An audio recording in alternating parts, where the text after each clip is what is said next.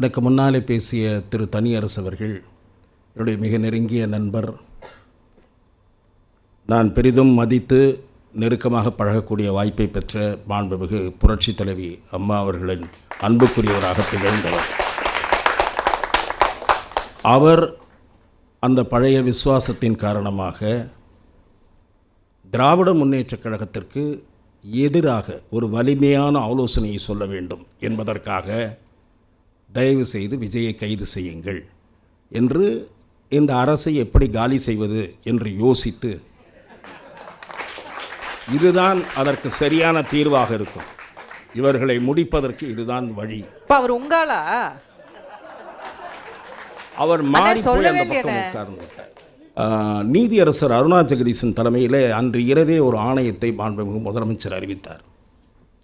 நானும் இப்போது 2025 45 ஆண்டுகளாக பத்திரிகை துறையில் இருக்கிறேன். பல்வேறு விசாரணை கமிஷன்கள் நியமனத்தை நான் பத்திரிகைகளிலே பார்க்கும்போது கூடவே டேர்ம்ஸ் அண்ட் ரெஃபரன்சஸ் என்று போடுவார்கள். இந்த விசாரணை ஆணையம் என்னென்ன விவரங்களை விசாரிக்கும், ABCD என்று போடுவார்கள். அப்படி இல்லாமல் மொட்டையாக ஒரு அறிவிப்பு வந்தது இந்த விசாரணை ஆணையம். என்ன காரணம் என்று கேட்டால், அவசர கதியில் அறிவிக்கப்படுகிறது. நேற்று தான் அந்த ஆணையத்திற்கு டேர்ம்ஸ் ஆஃப் ரெஃபரன்ஸ் வகுக்கப்படுகிறது. அவசர கதியில் இந்த விஷயம் சந்தேகங்களையும் கேள்விகளையும் எழுப்புகிற பதற்றம் அன்று தொடங்கியது அரசு தரப்புக்கு.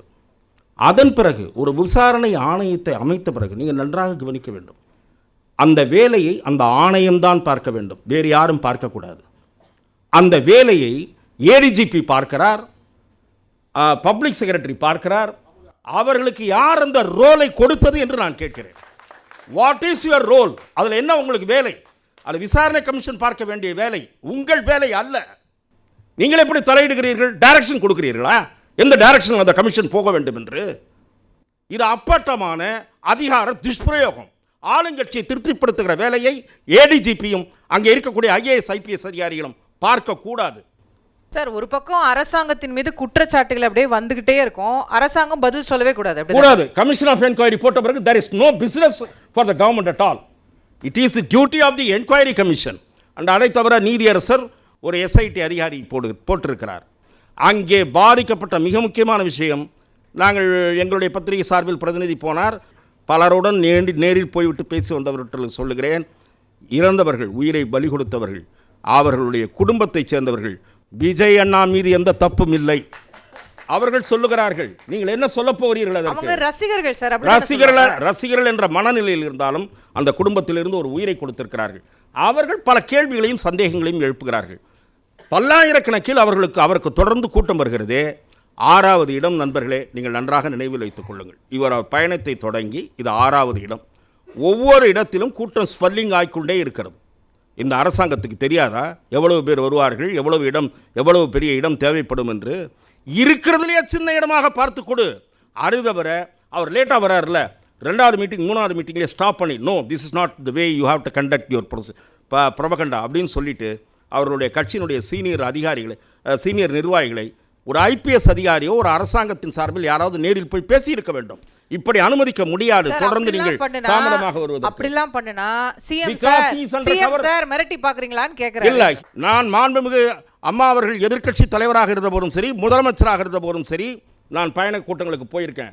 அவங்க என்ன வேன் பாயிண்ட்ல பேசுறாங்களோ that will be made under என்ன சொல்றது, ஸ்டெரைல் ஜோன் ஆக்கப்படும். வேனை சுற்றி யாரும் போக முடியாது. அவர்களுடைய முக்கிய நிர்வாகிகள் தான் இருக்க முடியும். கயரை சுத்தீர கட்டிடுவாங்க, பேரிகார்டு போடுவாங்க. அந்த வேன் வந்தோடனே பேரிகார்டு தடுத்துரும்.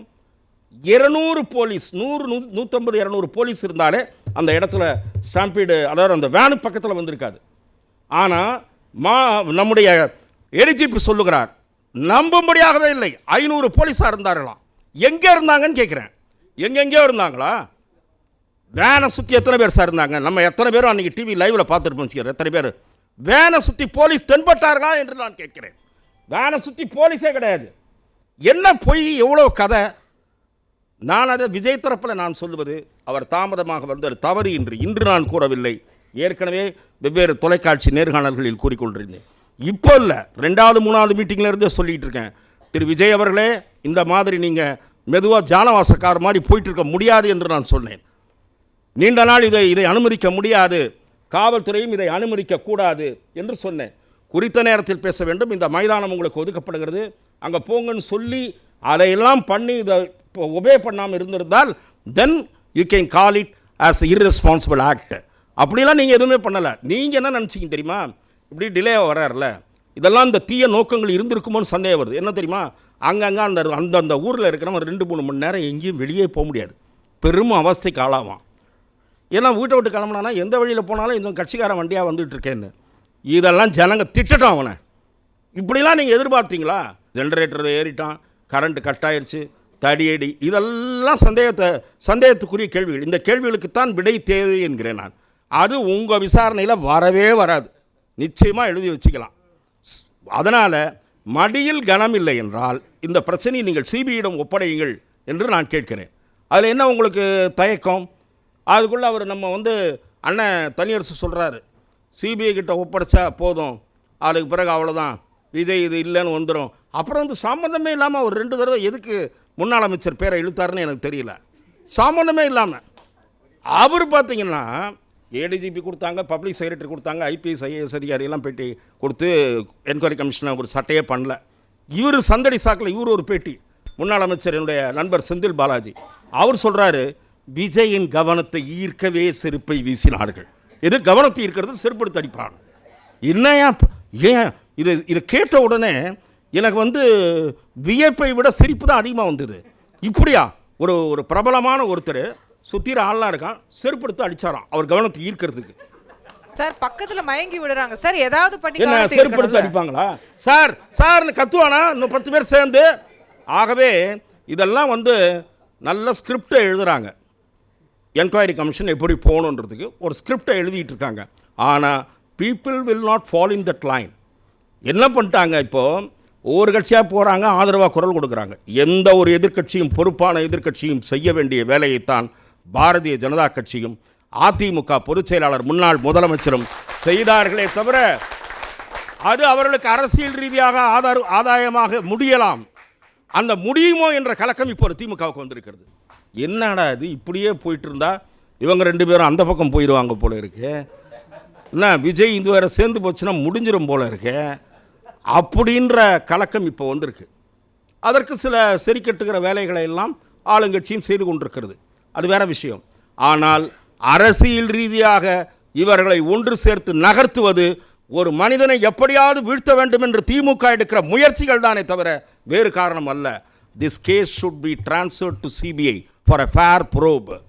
நீங்கள் இது அரசியலை மாற்றுறீங்களான்னு கேட்டிங்கன்னா நான் என்ன சொல்கிறேன், ஒரு வலுவான மோசமான எதிரியை வீழ்த்துவதற்கு அவர்களோடு சேர்ந்தால்தான் சரியாக வருமோ என்ற சிந்தனை விஜய்க்கு தோன்றலாம்.